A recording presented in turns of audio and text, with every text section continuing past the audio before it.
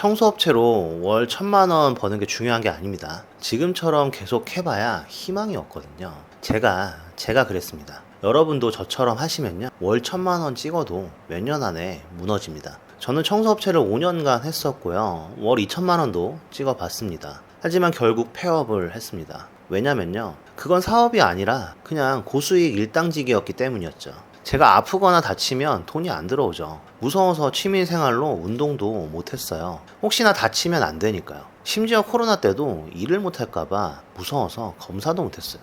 결국 제가 직접 뛰어야만 돈이 들어오는 구조였던 거죠.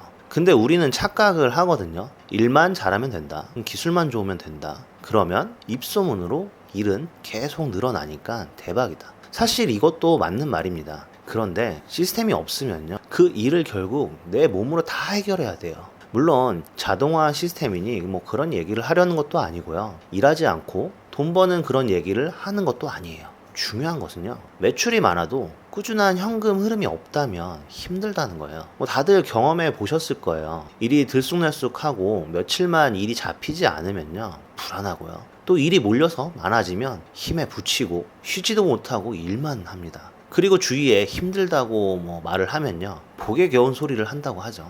맞는 말입니다. 일이 많은 것은 감사하고 복이 있는 일이죠. 하지만 매달 예측이 안 되는 구조는 곧 무너진다는 거예요.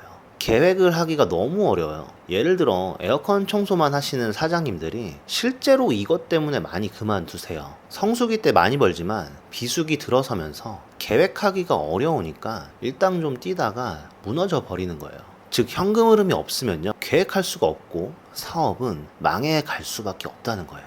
그렇다면 어떻게 해야 망하지 않고 사업을 이어갈 수 있을까요? 크게 두 가지만 명심하면 됩니다. 먼저 고정 거래처나 찐 고객을 만들어야 돼요.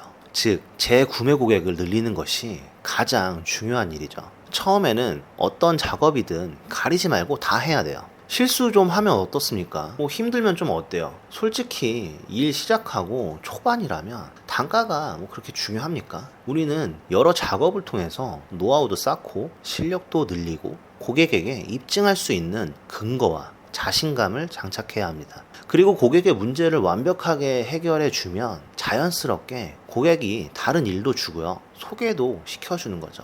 자리를 잡은 사장님들 얘기를 들어보면요, 처음엔 혼자 시작하셨어도 찐 고객을 늘리다 보니까 다양한 단골 고객, 거래처에서 알아서 연락이 온다고 하는 거예요. 그렇게 한 달 30일 중 고정 스케줄이 늘어나면 현금 흐름이 확보가 되는 거죠. 그리고 직원을 1명, 2명 늘리고 일 잘하시는 이모님, 팀장님들을 확보하게 되는 거죠. 그때부터는 일을 선택할 수도 있고요, 단가도 당연히 좋아지고요, 악성 고객도 걸을 수 있는 선순환 구조가 생기는 거죠. 두 번째, 신규 고객 유입이 멈추면 사업도 멈춥니다. 기존 고객들 너무 중요하죠. 소개도 중요하고요. 하지만 어느 사업이나 신규 고객이 유입되지 않으면 결국에는 멈추게 돼 있습니다. 어느 순간 일이 뚝 끊깁니다. 왜 요즘은 조용하지? 경기가 안 좋은가? 하면서 슬쩍 다른 사장님 동태도 살펴보죠. 그러면서 위안을 삼기도 하고요. 사실 청소업체도 경쟁이 치열한 업종 중 하나죠. 워낙 진입 장벽이 낮으니까요. 그렇기 때문에 더더욱 알려야 합니다. 나 여기 있다고 고객에게 말해줘야 돼요. 내가 당신의 문제를 해결해 줄 수 있다고 적극적으로 알려야 하는 거죠. 온라인, 오프라인 관계가 없습니다. 중요한 건 나를 필요로 하는 고객이 나를 필요한 시점에 정확하게 알리기만 하면 된다는 거예요. 다만 효율적으로 알리기 위해서 온라인을 많이 사용하는 것이고, 또 거기에 여러 플랫폼을 활용하는 거죠. 그리고 가장 기본이 되고 근간이 되는 블로그를 활용하는 것이고요.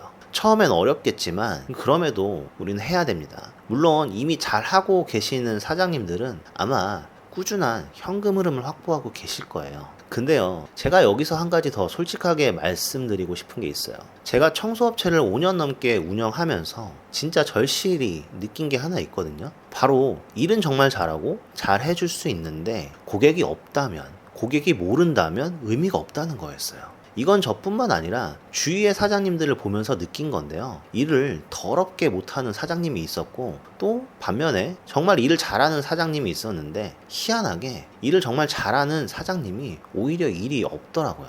물론 그 사장님은 입소문만으로 일이 들어왔어요. 그리고 저는 그 정도는 아니었거든요. 그래서인지 조금만 일이 끊기면 미치겠는 거예요. 뭐가 문제지? 이대로 괜찮은 건가? 아이템을 늘려야 하나? 여러 가지 잡생각들이 들었죠. 그러면서 마케팅을 하려고 당근, 카페, 숨고, 신문 이런 데다가 돈도 써보고요. 여러 가지 해봤어요. 돈 주고 마케팅 대행도 몇 번 맡겨봤거든요. 근데 솔직히 말하면 사기 비슷하게 당했고요. 전문가라길래 믿고 계약했는데 전화 한 통 안 오더라고요. 결국 돈만 날렸죠. 그리고 폐업을 하고 나서 결심했어요.